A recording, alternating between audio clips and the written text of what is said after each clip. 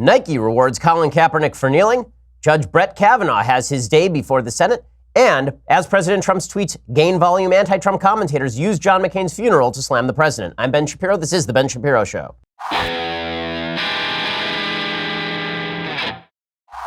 Well, the news cycle just keeps on going. Doesn't matter that you took the weekend off. The news did not take the weekend off. And so we are back here to review all of it with you. And we'll go through all of it in just 1 second. But first, let me remind you that our national debt is $21 trillion and counting. That is greater than the entire economic output of the United States. If your entire life savings is tied to the US dollar, you should ask yourself this.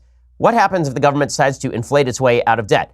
Hedge against inflation, hedge against uncertainty and instability with precious metals. Gold is indeed a safe haven against uncertainty. My savings plan is diversified and yours should be as well. The company I trust with precious metals purchases is, as you know, Birch Gold Group. And right now, thanks to a little-known IRS tax law, you can even move that IRA or eligible 401k into an IRA backed by physical gold and silver, which is perfect for some who want to protect their hard-earned retirement savings from future geopolitical uncertainty. When you look back historically, what you see is when the bottom falls out of everything else, gold tends to safeguard savings. Birch Gold Group has thousands of satisfied customers, countless 5-star reviews, and A+ rating with the Better Business Bureau. So the question you should be asking yourself is, what is your plan for diversification? You all know about Birch Gold's free information kit, but for a limited time, qualified purchases can earn up to an additional $10,000 in precious metals for free through September 30th. To find out if your purchase will qualify, contact Birch Gold now. Go to birchgold.com/Ben. Talk to a Birch Gold rep. Mention I sent you. Ask all your questions. And then when you have all your answers, invest with birchgold.com/Ben. Right now, the offer runs until September 30th. Terms and limitations do apply. Ask their sales representatives for details.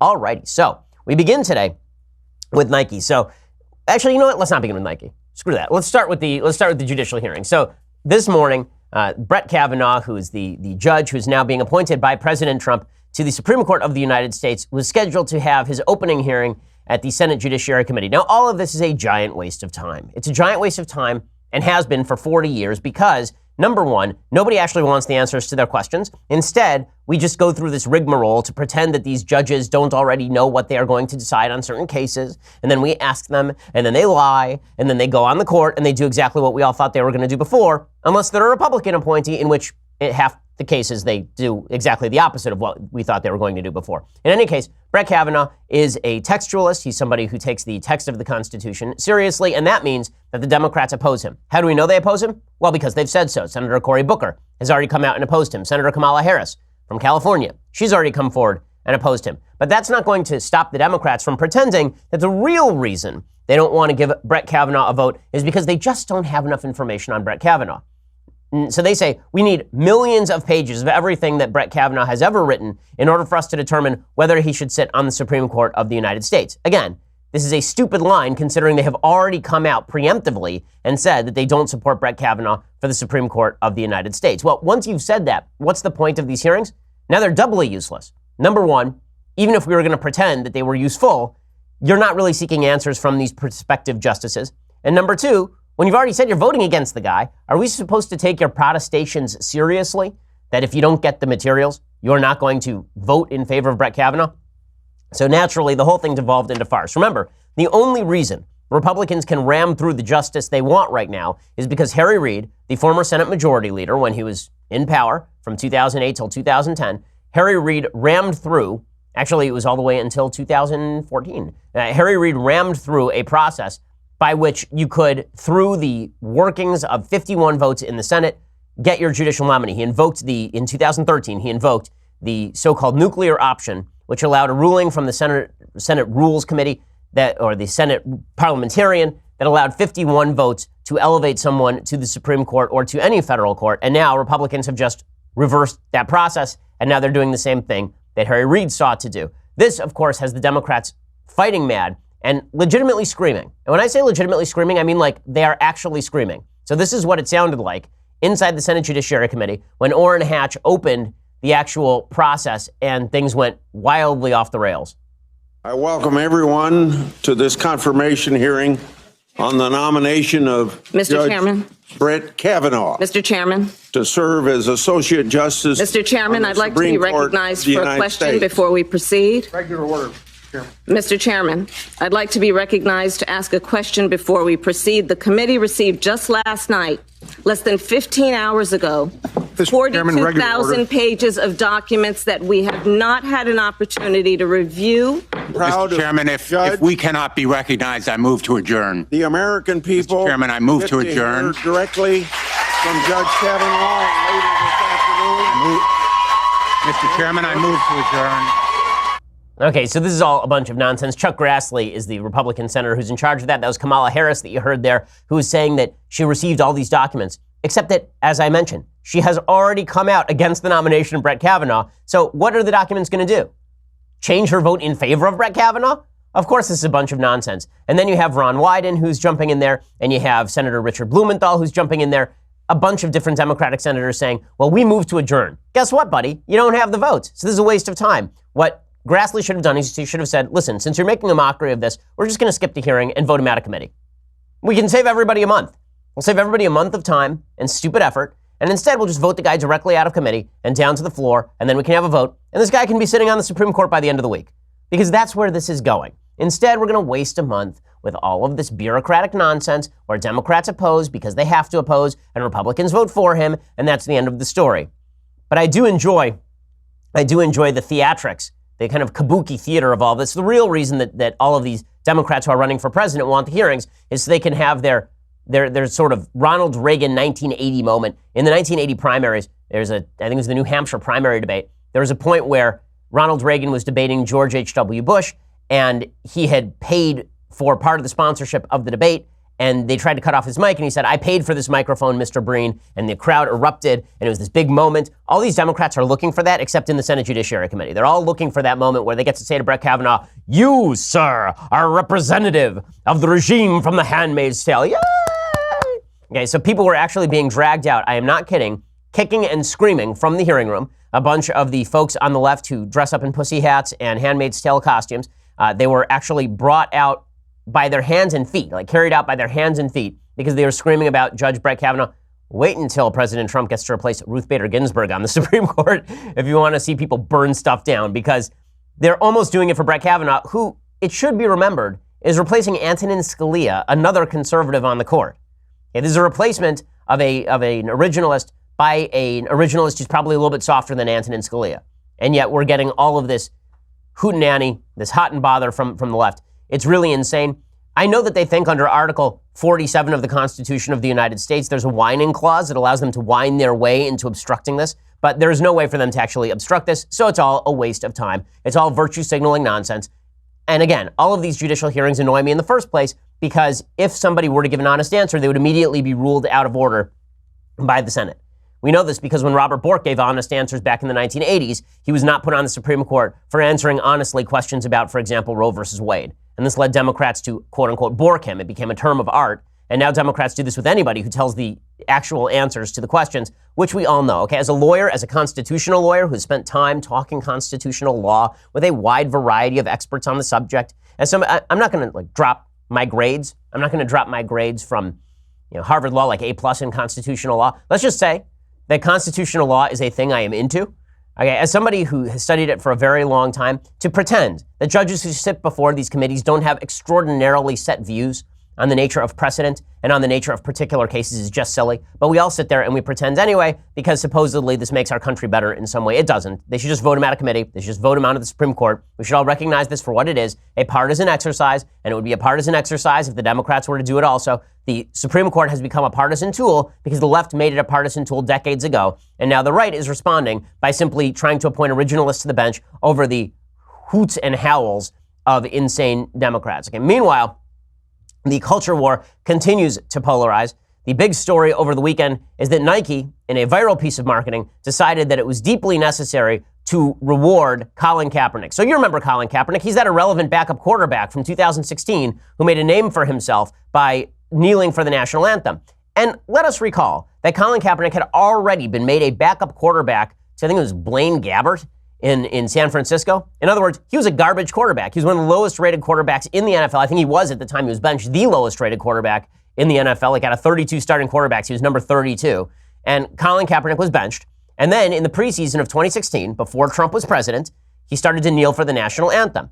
It is also to be remembered that Colin Kaepernick, who said he was kneeling for the national anthem to protest widespread police brutality or some such nonsense, he's the kind of person who is wearing on practice field socks with pictures of cops as pigs. There's legitimately pictures of pigs with cop hats on them, because this is what he thinks of police officers. This guy who grew up actually pretty privileged. He was adopted, and he grew up in a pretty privileged area of California. It's all kind of ridiculous. It's all kind of ridiculous. But Colin Kaepernick was made into a national hero by the left, which thinks that it is a Muhammad Ali-like stance to kneel for the national anthem. Okay, he did this in 2016. It became a national issue. President Trump commented on it as a candidate. It was very polarizing. Most Americans opposed kneeling for the anthem, but there's a heavy segment, particularly in the black community, that supported Colin Kaepernick kneeling for the national anthem. There's a very big racial gap in the polling numbers on kneeling for the national anthem. So Colin Kaepernick was offered in 2017, or in 2016, he was offered the chance to join the Denver Broncos. John Elway announced this in 2018. He was asked about picking up Colin Kaepernick, and he said, "I said this a while ago. Colin had his chance to be here. We offered him a contract, and he didn't take it." Elway was referring to the 2016 season. Denver tried to trade for Kaepernick, who was under contract with the 49ers at a time. The quarterback would not agree to a restructured deal with Denver. And then the Broncos selected a couple of backup quarterbacks, and he lost his opportunity. And it turned out nobody really wanted the headache of Colin Kaepernick, not just because of the publicity, although publicity is something you have to take into account when you are a National Football League team, but also because he's just not a very good quarterback. Because Colin Kaepernick, after basically one spectacular season, fell off the map. And that's not unusual. There are a bunch of quarterbacks in the NFL who've had one great season, then fallen off the map. And this has nothing to do with politics. I remember RG3, who's a quarterback in Washington for the Redskins, had one fantastic season, and then he sort of fell off the map. And that's not unusual. Again, once people figure out your sort of tricks as a quarterback, it's difficult to recover, and that's sort of what happened to Kaepernick overall. But Kaepernick played his way out of a starting job, and then once he was on the bench, he started kneeling for the national anthem. It is now 2 years later, and this conversation has not ceased since. It has continued to be a thorn in the side of the NFL ever since, because the NFL didn't take strict action against it. And we'll talk about the latest iteration of this controversy in just 1 second. But first, let's talk about the food that you are shoveling into your face. So, Blue Apron is going to get you better food. Okay, Blue Apron is going to get you tastier food. And more importantly, Blue Apron is going to bring all the ingredients to you with the recipe, and you can cook it at home with your kids. You can maybe be making gourmet dinner in as little as 20 minutes with quick and easy recipe options with insanely delicious flavors, perfectly portioned ingredients delivered directly to your door. You skip the meal planning and shopping. You get straight to cooking with Blue Apron. It really is an amazing meal delivery service, and they offer a range of recipes bursting with flavor. Whether you're looking for those quick and easy meals or a full culinary cooking experience, Blue Apron lets you choose from a range of recipe options. Chef-designed recipes, exciting September partnerships, Bob Burgers inspired and Whole30 approved. So check out this week's menu. Get your first 3 meals for free at blueapron.com/Shapiro. That's blueapron.com/Shapiro, and get your first 3 meals for free. I'm looking at some of these meals, and again, you're going to be cooking like you're a 4-star chef. Look at this: pasta and creamy tomato sauce, crispy chicken tenders and mashed potatoes. All this stuff looks gourmet. You're cooking it yourself with your family. It's just great. Blue Apron is indeed a better way to cook. Go check it out. Get 3 meals for free. Your first 3 meals free at blueapron.com/Shapiro. So go check that out right now. So the latest iteration of the Colin Kaepernick controversy, because it has continued all the way till now. President Trump, I said I didn't think he should get involved in this. He did as president because he likes this culture war. He thinks it's a good culture war to fight. He thinks he wins this culture war, and he's likely right. He does win this culture war, but at the cost of polarizing the debate a little bit more. When President Trump took office, some 75% of Americans thought kneeling for the national anthem was bad. Now that number is in the low 60s last time I checked. A lot of that has to do with President Trump's polarizing personality. With all of that said, the media have latched on to the national anthem controversy, and they have not let go since. The NFL has done a horrible job of killing the controversy. Instead of just killing it at the outset by saying, listen, you don't get to kneel for the anthem, you're fine. You want to protest in your off hours, enjoy, but you don't get to do it on our fields. Instead of them doing that, they allowed it to happen, they allowed it to fester, and it ended up hurting the NFL in a pretty serious way. The ratings for the NFL have been in decline for the last 2 years. It's been a serious image issue for the NFL. Well, now Nike is jumping into the fray. So Nike decided that they are going to do this huge ad campaign that is going to focus on Colin Kaepernick. He is part of the 30th anniversary of Nike's Just Do It campaign. And here is what the ad looks like. It's a picture of Colin Kaepernick, a close-up of his face in black and white. It says, believe in something, even if it means sacrificing everything. And then there's the Nike swoosh and it says, just do it. Okay, so there's so many elements of this that are just fabulously ironic.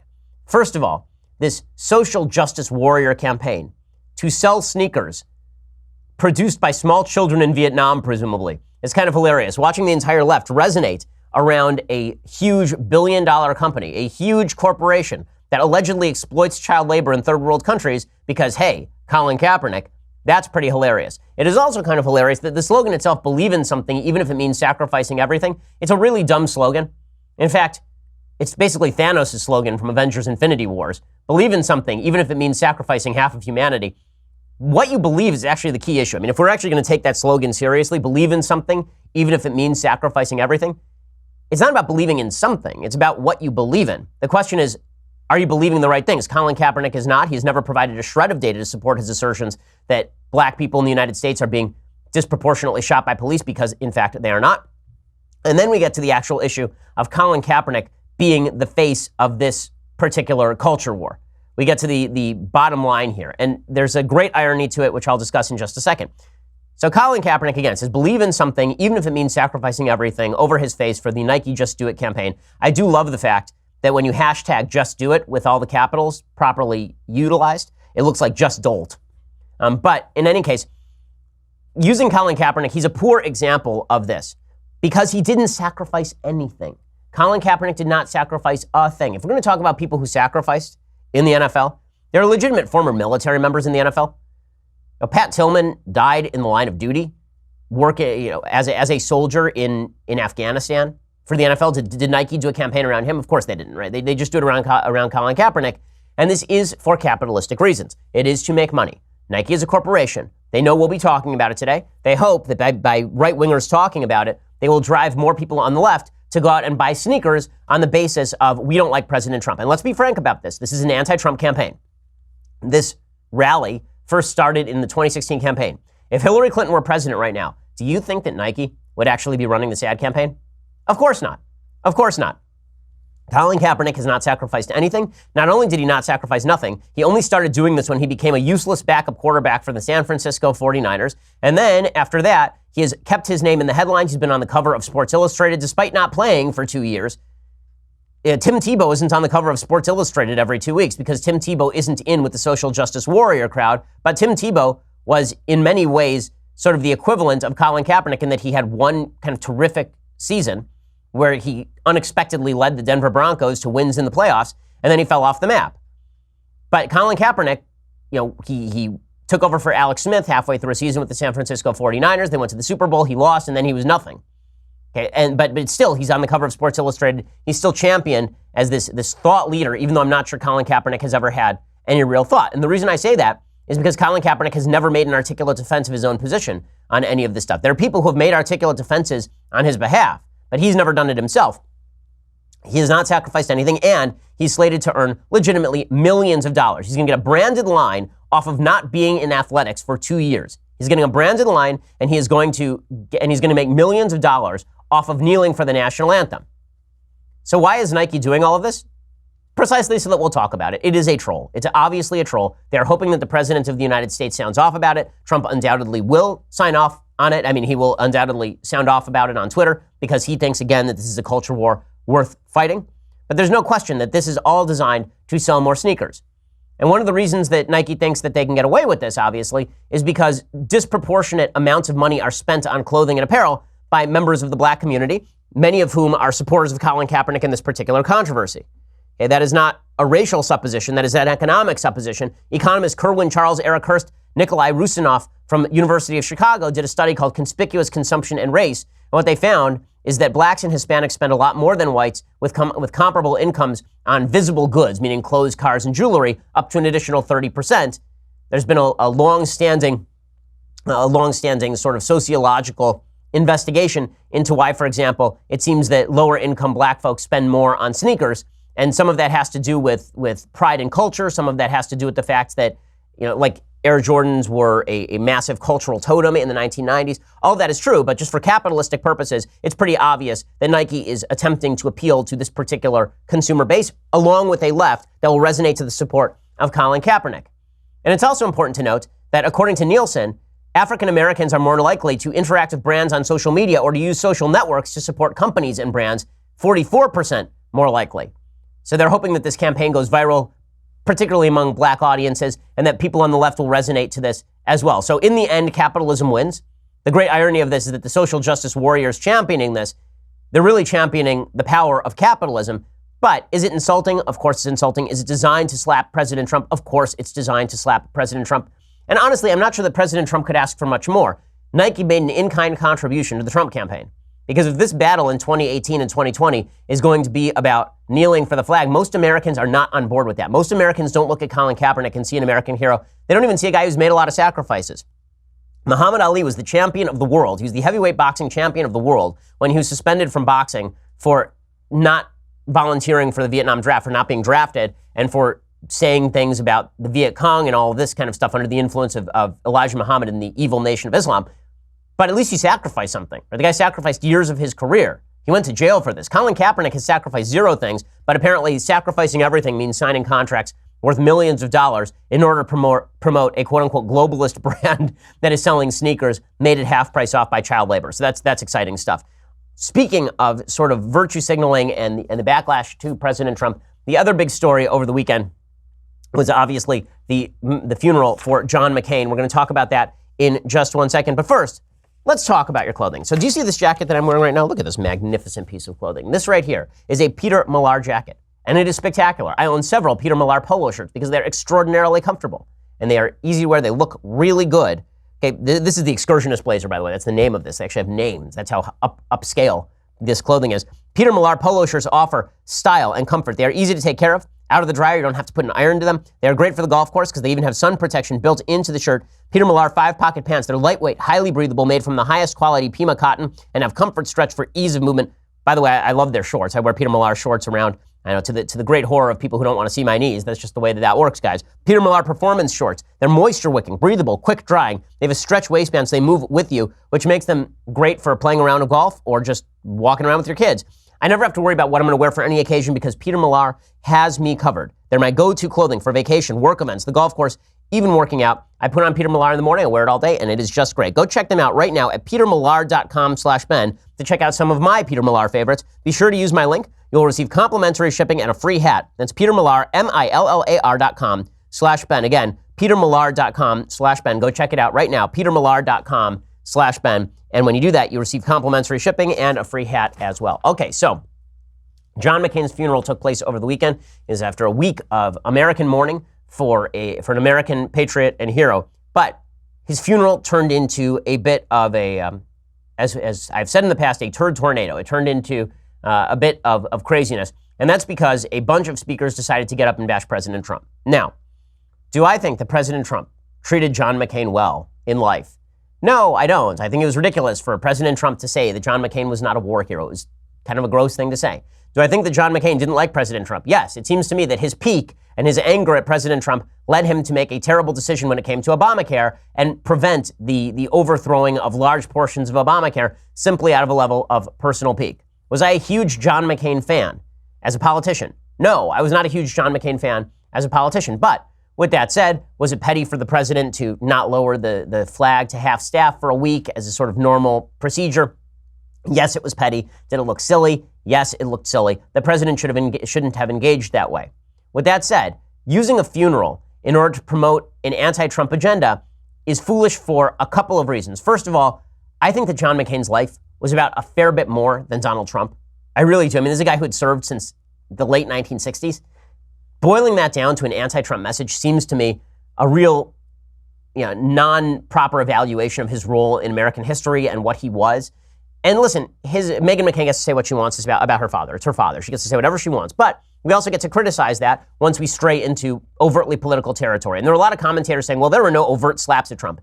Let's not be intellectually dishonest. It was very obvious that there were a bunch of overt slaps at President Trump. And more than that, I think it was counterproductive. Even if you don't like the way that President Trump goes about politics, even if you think that President Trump is uncivil, which I do, even if you think that President Trump does not serve his own purposes well when he lashes out at people, which I do, even if you think that President Trump says things that are cruel and vile on a fairly frequent basis, which I do, is it worthwhile? Is it useful for a bunch of people to get up at John McCain's funeral and say all of this stuff? And more importantly, is it useful to do that from quote unquote both sides of the aisle? Because I think that what that's doing is promulgating a myth that Trump is actually the response to. The myth is that there was a civil politics before Trump.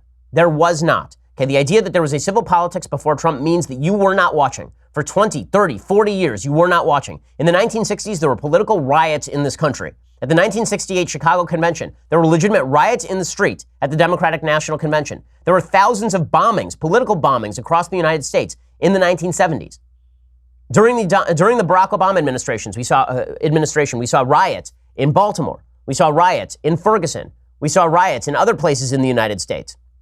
We saw at President Trump's rallies during the 2016 campaign, Trump supporters being physically beaten. We saw President Trump have to cancel an actual rally in Chicago due to intimidation outside the events. We've seen over the past several years before Trump was in office.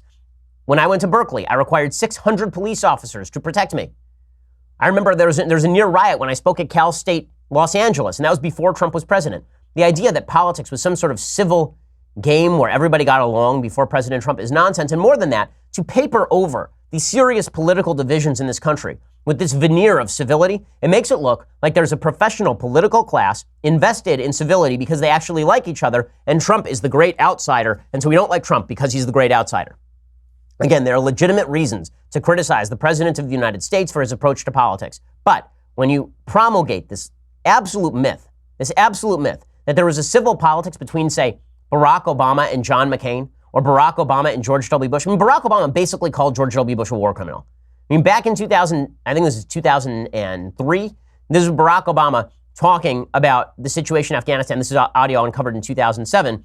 This is Barack Obama, I guess it was in 2007, talking about George W. Bush's troops, the service of troops under George W. Bush in Afghanistan. You've got to get the job done there. And that requires us to have enough troops that we're not just air raiding villages and killing civilians, which is causing enormous problems there. Okay, Barack Obama accusing George W. Bush of presiding effectively over war crimes. But we are supposed to believe that it was Donald Trump who broke our politics. This is why I say all of this leads to a backlash in favor of President Trump. Having all of these mainstream political figures from both sides of the aisle kind of unite in opposition to Trump, but not on the basis of actual sins committed by President Trump, on the basis of he's just not nice enough, and look how we get along. Look how George W. Bush and Bill Clinton get along. Look how George W. Bush and Barack Obama get along. I don't like that part of politics, okay? There's this sense. I'm a sports fan. So as a sports fan, there used to be something called non-fraternization rules in sports, where it was like the New York Yankees were playing the Boston Red Sox, and you weren't allowed to go out to dinner with members of the opposing team after the game because you felt that sort of sacrificed the competitive edge, that if you were too close with your competitors, then this sacrificed the competitive edge. And so there were all these owners who basically said you're not allowed to fraternize with members of the opposition team. And as a fan, that makes sense to me because I don't want to see my favorite player who has to face down that batter tomorrow. I don't want to know that they're best friends. It doesn't help because I want to root for my team and root against the other team. Well, in politics, that rooting actually has real stakes. I don't want George W. Bush to be best friends with Barack Obama. I don't want George W. Bush to be best friends with Bill Clinton. I want them to be civil. I want them to recognize that they shouldn't be demagoguing issues. That's where you can criticize President Trump. But when you act like you're best friends and you're buddy-buddy and we're all part of this big group who loves each other, and then there's that Trump guy, all that ends up doing is driving people into President Trump. I mean, ironically, it helps President Trump.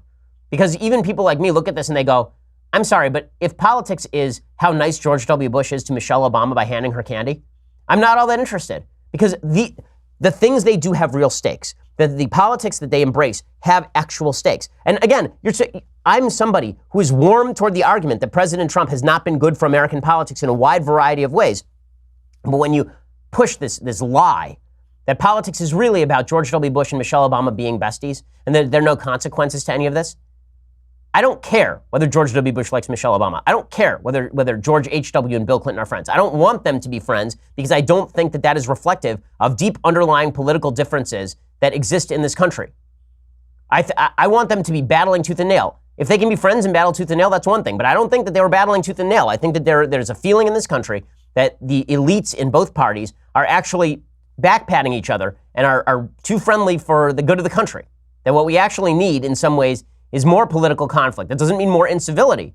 But again, like people were championing, look how nice it was that George W. Bush was handing Michelle Obama candy. Listen, is it fine that he's handing her candy? Sure. Like I'm not going to pretend that I think he should reject the candy.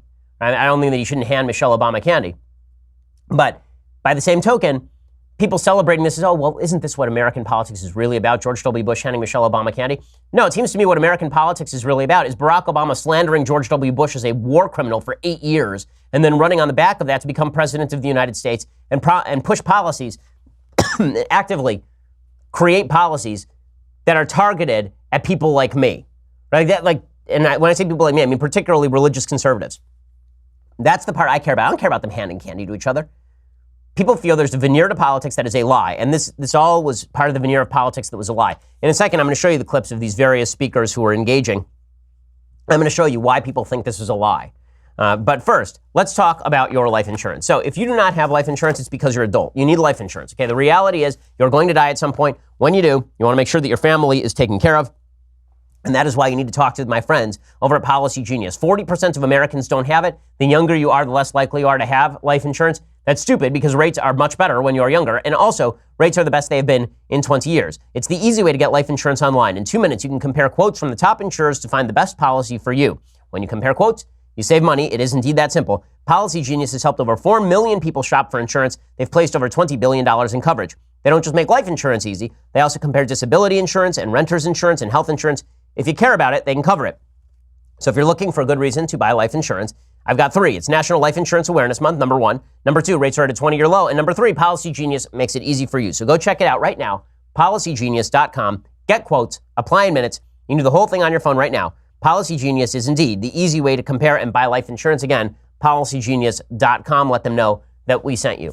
Alrighty, so in just 1 second, I want to get into the actual material from the funeral. But first, you're going to have to go over to dailywire.com and subscribe. For $9.99 a month, you can get a subscription to dailywire.com. When you do, you get the rest of this show live, the rest of Andrew Klavan's show live, the rest of Michael Knowles' show live. And you also get to be part of the mailbag on Fridays where you ask me all your questions and I give you answers.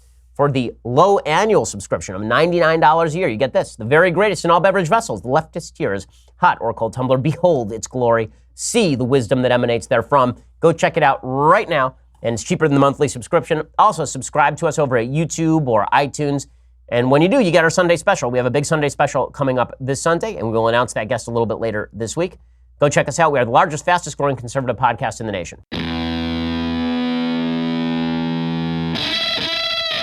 So here are the clips of the various people at McCain's funeral bashing President Trump. You're going to see George W. Bush, Barack Obama, and Meghan McCain go after President Trump. Again, everybody has the right to say what they want about President Trump.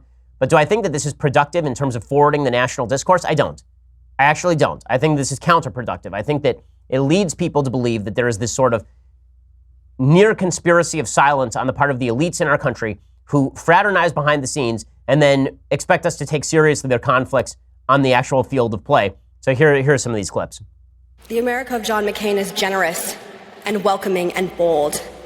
She is resourceful and confident and secure. She meets her responsibilities.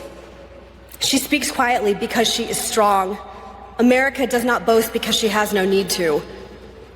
The America of John McCain has no need to be made great again because America was always great. Okay, so that's sort of sloganeering about the America of John McCain was always great. Obviously, it's a direct slap at President Trump.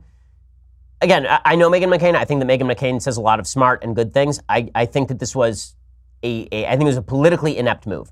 And she gets to say what she wants. Her dad's the one who's in the coffin. But still, I have to analyze this politically. Do I think it was effective or not in making the country a better place, bring the country around to John McCain's brand of politics? I don't think so. Here's George W. Bush doing some of the same. He respected the dignity inherent in every life, a dignity that does not stop at borders and cannot be erased by dictators.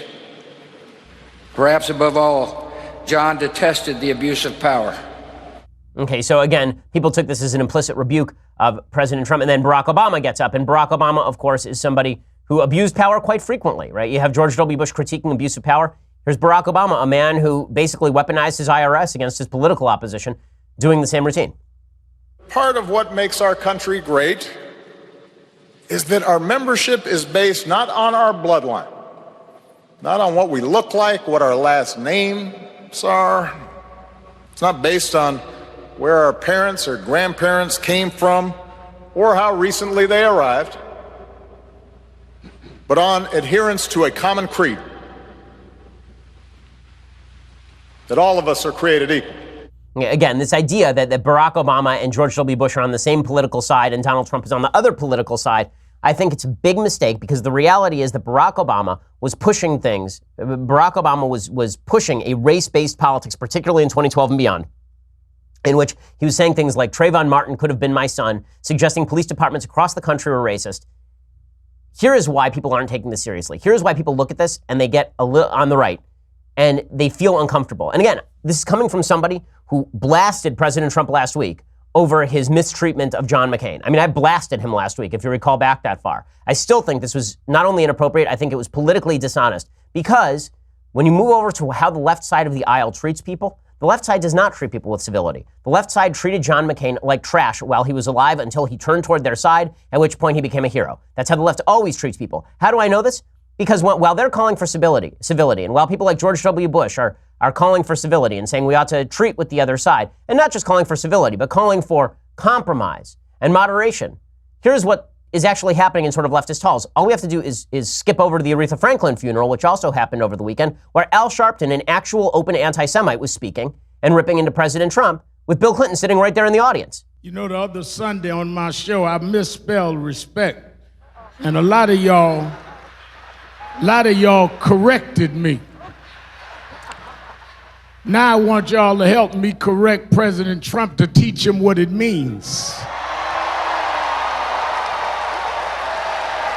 Okay, and there's everybody cheering, and President Clinton is sitting right there. Here's a picture of President Clinton on stage with three great racists. Here's President Clinton standing next to Jesse Jackson, who called New York Hymietown, Al Sharpton, who talked about diamond merchants in Crown Heights and led to and his language helped incite a riot, and Louis Farrakhan, who has called the Jews devils and white people devils. And there's Bill Clinton standing there grinning alongside them. So you're telling me that our politics is about Bill Clinton being friends with George H.W. Bush, but in his off hours, Bill Clinton gets to hang out with people who are essentially the equivalent of David Duke. Louis Farrakhan is the equivalent of David Duke. And there's Bill Clinton standing on stage with him, hanging out with him. They're best friends. Everything's great. And then we're going to get lectures about civility. This is how you got Trump, because there's a hypocritical sense that all of these elites are happy to backslap each other and go to the same clubs and smoke cigars with one another, and then they pretend for the cameras. They play this kabuki theater. Again, everything's about kabuki theater. They're out there playing this game where they pretend to dislike each other and oppose each other on politics. Now, I think you can oppose each other on politics and still be civil to one another. I think that you can rip the president of the United States when he's being not only uncivil, but vile in particular cases. I've done it myself many times. Do I think that using a funeral as the opportunity to show bipartisan support for the anti-Trump tactics, is that a worthwhile thing? No, I think it strikes people, it strikes a false note. It strikes a false note for people. It makes people think it's Trump versus the establishment, which again is the battle Trump actually wants. Right? The battle Trump wants is Trump versus the establishment. Because people don't actually like the establishment very much. It's that feeling of buddy-buddy chummery. There's a difference between being civil and being best friends. There's a difference between being civil and pretending that the other guy's political point of view is in some way the same as mine. And that's what was happening there, right? George W. Bush and Barack Obama were speaking of a common American vision that they do not share. Barack Obama's vision of the United States and George W. Bush's vision of the United States are not the same. And there are a lot of folks who are going to perceive that if George W. Bush's vision of the United States and Barack Obama's vision of the United States are more closely tied together than Donald Trump's and George W. Bush's, and yet for some odd reason, Donald Trump is implementing conservative policies in the same way Bush would have done, then something has gone wrong. And the real gap here is a cultural gap, not really a political gap at all. Okay, meanwhile, I do have to show you this. This is from Aretha Franklin's funeral. The same group of people who are ripping into Donald Trump for being uncivil and awful and terrible and garbagey with regard to women, again, some of which I think is justified. These are the same people who are hanging out with Bill frickin' Clinton. You got George H.W. Bush, who plays buddy-buddy with Bill Clinton. Here's Bill Clinton at Aretha Franklin's funeral checking out Ariana Grande's butt. Ariana Grande, first of all, looks like she's 16 years old, and there's Bill Clinton, who looks like the old child molester from Family Guy, just sitting behind Ariana Grande and legitimately can see him stare her up and down. And that's the kind of class that our politics is supposed to stand for. Bill Clinton, he understands the American vision, but Donald Trump doesn't understand the American vision. What a bunch of absolute horse crap. So much of Trump's power, so much of his persona is driven by the fact that it feels like he is ripping away curtains, that there's a veil of pretend that he just tears apart. And contributing to this veil of pretend is not useful.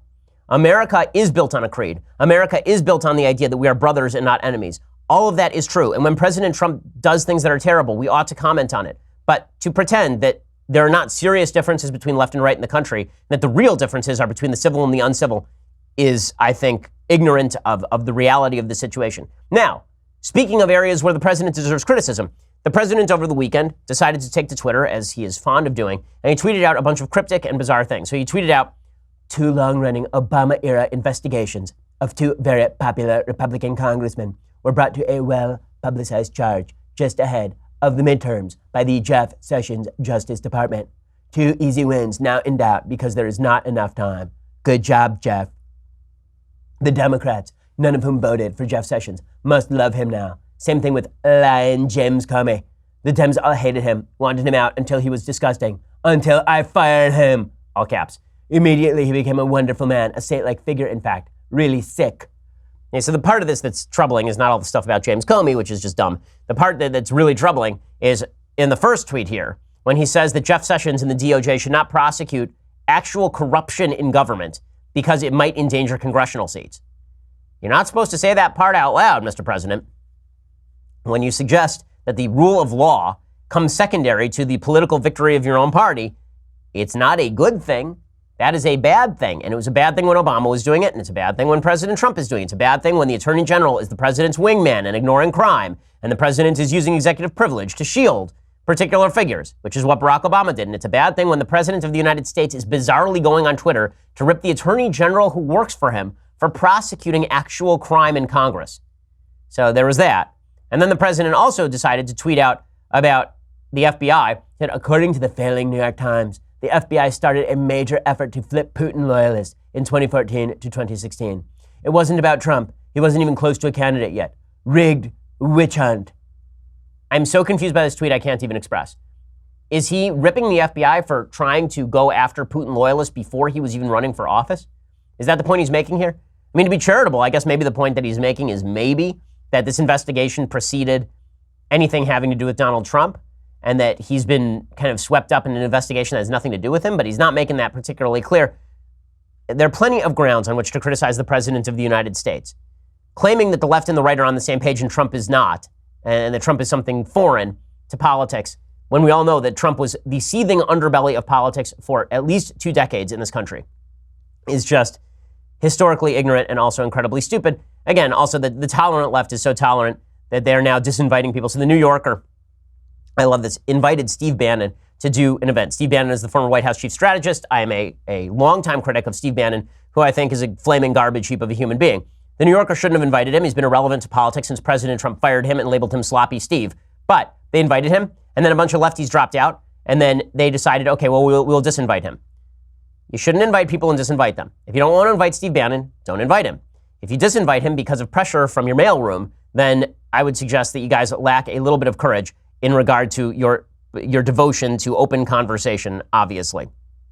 Okay, time for some things I like, and then some things that I hate. So, things I like today. Last night I had the opportunity to go see Operation Finale with Oscar Isaac and Ben Kingsley. Ben Kingsley is one of the best living actors. Ben Kingsley is just tremendous in everything, and he is predictably excellent in this. He plays Adolf Eichmann, the Nazi kind of mastermind of logistics during the Holocaust. And Oscar Isaac plays an Israeli agent who is tasked with tracking him down, not only tracking him down, but also getting him to sign a document that gives permission for his trial to be held in Israel. And the face-off between the two of them is the best part of the movie. The movie is effective. It's very effective. Not only is it effective, I'm always pleased when there's no sucker punches. So whenever I see a movie that's set up like this, I always think, okay, here comes the sucker punch. Here comes the Steven Spielberg, Munich-like sucker punch, where we learn that the Israelis are really the Nazis, or the Israelis are really the great oppressors. In Munich, that's what Spielberg did. He had there were Palestinian terrorists who murdered Israeli athletes at the Olympics, and somehow Steven Spielberg drew a moral equivalence between those people and Israeli agents tracking them down, which is an amazing, amazing feat of sort of intellectual gymnastics and moral gymnastics. In this particular movie, however, there are no sucker punches.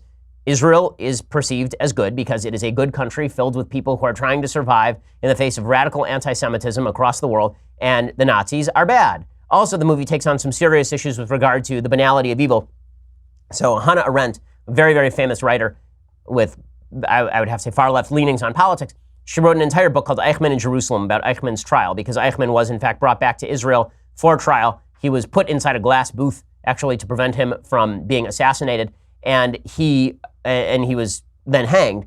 Hannah Arendt did an entire book on him, and basically she made the claim that Eichmann was just an effect of the banality of evil. It's a phrase she used, the banality of evil. Now, I have some fondness toward the idea that human beings are programmed to look the other way when their in-group is threatened. When your in-group is threatened, that you tend to go along with evil. But for you to be an architect of evil, I think requires a little bit more. It seems that later research has sort of shown Hannah Arendt's banality of evil point as applied to Adolf Eichmann to be kind of ridiculous, that Adolf Eichmann was in fact a rabid anti-Semite who hated Jews and was willing to use any method at his disposal to kill them in large numbers. But the movie really does cope with some of those issues. Here is a little bit of the preview for Operation Finale. You have no interest in what I have to say. Unless it confirms what you think you already know. My job was simple. Save the country I love from being destroyed. Is your job any different? So the movie is quite good. Again, I think it doesn't sucker punch anybody. It does demonstrate the one thing that is shocking is the virulence of anti-Semitism under the Perón regime in Argentina. You have a bunch of people on the left who somehow still have fondness for the Peronists in Argentina, which is kind of shocking. But the Perón regime was indeed an evil regime, and they shielded a crapload of Nazis who were attempting to escape justice after World War II. Go check it out. Operation Finale. It's in theaters right now. It is well worth the watch. It's definitely disturbing, but it should be disturbing. It's a movie about the Holocaust and the aftermath of the Holocaust. So go check it out right now. Operation Finale. Okay, other things that I like. So speaking of American flag controversies, last week we talked at length about this new movie, First Man, from Damien Chazelle. Honestly, I'm very sad that Damien Chazelle is being hit with controversy because I think he's one of the best directors working today. I think La La Land, for its flaws, is a very good movie, and I think The Whiplash is a terrific movie, one of the best movies of the last 10 years. Well, his new movie, First Man, about Neil Armstrong, doesn't contain Americans planting the flag on the moon. We all know why. It's because he's afraid that it's going to kill the box office in China. But Ryan Gosling went out there and suggested that it was because it was an international achievement, a world achievement to put a man on the moon, not an American achievement, which of course is a bunch of nonsense. Buzz Aldrin, who was part of the Apollo 11 mission, he also tweeted out a picture of them putting up the flag on the moon, and then he tweeted out hashtag proud to be an American, hashtag freedom, hashtag honor, hashtag one nation, hashtag July 1969, hashtag Apollo 11, hashtag road to Apollo 50. Like, yes, this is not a difficult one. The fact that that Americans put the flag on the moon is an amazing achievement, especially given the fact they were essentially using slide rules. It's an amazing thing, and it is an American achievement because America has been the world power and the single dominant hegemony over the globe for ever since World War II and probably before World War II, although we really only began to take more of an active role in world affairs during and after World War II. Okay, time for a couple of things that I hate. So you've heard all this stuff about how the Swedish healthcare system is just the best healthcare system, how nationalized healthcare systems, they have no cost. Everything is fantastic in nationalized healthcare systems. Well, Sweden is not a hugely populous country. It is a country where people are taxed at more than half their income. The total population of Sweden is about 9.9 million, which is about the size of Los Angeles County. But we are told that if we just applied Swedish solutions to our healthcare, everything would be all better. There's an article in Agence France Presse today all about the Swedish healthcare system. And here is what they find. Swedes are frustrated over their universal health care, one of the main pillars of their cherished welfare state, with long queues due to a shortage of nurses and available doctors in some areas. No, you mean a non-market-based system generates shortages? I can't believe it. Just like in every other product in human history, when you have a non-market-based system, then price and supply do not match? No, demand and supply curves actually, what? I thought if you declared something a right, then the laws of supply and demand no longer apply. If you're stupid, so Swedes, who on average pay more than half of their income in tax, see access to healthcare as the most important issue in the September 9th general election poll. Prime Minister Stefan Löfven's Social Democrats, the largest party, are on course for a record low score. They're instead losing to the far-right Sweden Democrats, who I believe started off with actual neo-Nazi roots, if I'm not mistaken.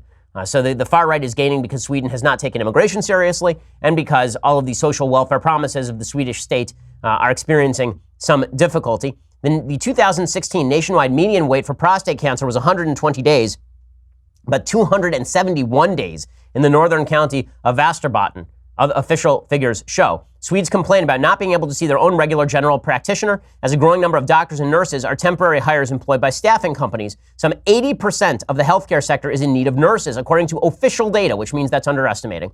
Online services where patients see a doctor via webcam have mushroomed as well. So everything is going spectacularly. And what are the Social Democrats vowing? They're vowing to spend 3 billion kroner to hire more healthcare staff if reelected. So they're going to spend their way out of the crisis. We'll see if that works. Eventually, the bill comes due for all of this. So it is worth noting this whenever you hear about the wonders and glories of nationalized healthcare systems. Again, this is not a defense of the American healthcare system, which is almost the worst of both worlds, heavily regulated and then free market with massive subsidies. And the American healthcare system is a mess, but the solution is not a nationalized healthcare system, at least not in the way the Swedes do it. Okay, so meanwhile, Pope Francis on Monday said silence and prayer were the answer to those seeking scandal and division amid a barrage of attacks from ultra-conservative Catholics. First of all, I love how Yahoo News and the AFP call it attacks from ultra-conservative Catholics, as opposed to, Catholics who don't like seeing little boys molested by priests. Now they're ultra-conservative. So back in 2003, when it was the Spotlight scandal, then it was every good-hearted person wanting to stop the abuse of children. Now it's ultra-conservative Catholics. I can't believe the press is taking this line, but this is how much they love their leftist Pope Francis. The Pope has so far refused to respond to allegations made last month that he for years covered up sexual abuse allegations against a prominent U.S. cardinal. Francis said at a prayer service at St. Martha's, with people who lack goodwill, with people who seek only scandal, who seek only division, who seek only destruction, even within the family, there is nothing but silence and prayer. Or theoretically, you could fire everybody who is abusing a child, turn them over to civil authorities and have them prosecuted. Or theoretically, you could reveal all of your records to the general public so we know who exactly was covering up what. Or I guess you could stay silent and pretend it's not a big deal when little boys get raped. I guess you could do that. And honest to God, it's astonishing. It's astonishing to watch the press cover for Pope Francis. If Benedict had done the same thing, if John Paul II had done the same thing, and this sort of scandal had broken, the press would be ripping them up and down endlessly, ceaselessly, with no break. It is Pope Francis who is a leftist on a bunch of issues from economics to the environment, and therefore he will be defended with the hardest core defense possible by the left-wing media. Whenever they say that they actually care about children, you should remember this particular thing because it's pretty astonishing. Okay, so we'll be back here tomorrow with all of the latest. Welcome back to the Workweek, gang. I'm Ben Shapiro. This is The Ben Shapiro Show. The Ben Shapiro Show is produced by Senya Villarreal, executive producer Jeremy Boring, senior producer Jonathan Hay. Our supervising producer is Mathis Glover, and our technical producer is Austin Stevens. Edited by Alex Zingaro. Audio is mixed by Mike Caramina. Hair and makeup is by Jesua Alvera. The Ben Shapiro Show is a Daily Wire Forward Publishing production. Copyright Forward Publishing 2018.